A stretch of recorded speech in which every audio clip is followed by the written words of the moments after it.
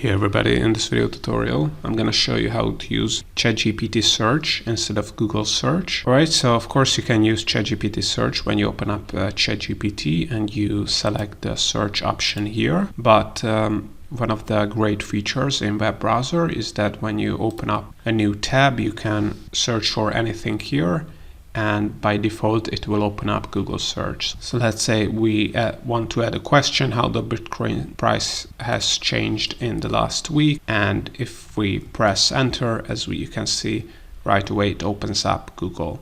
So but what if we want to have this default search engine feature be connected to ChatGPT search instead of Google?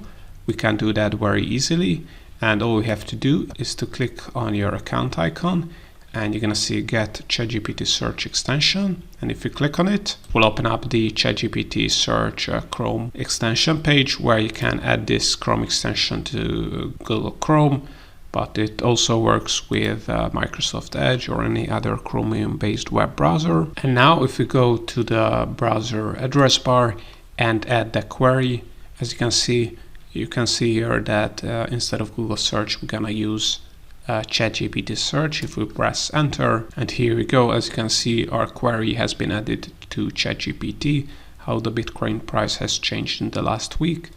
And instead of getting just regular articles, we are searching the web and we get some nice analysis of the Bitcoin price. You can see here is the chart, and we also get an analysis based on that, and you can also check out the sources it has used.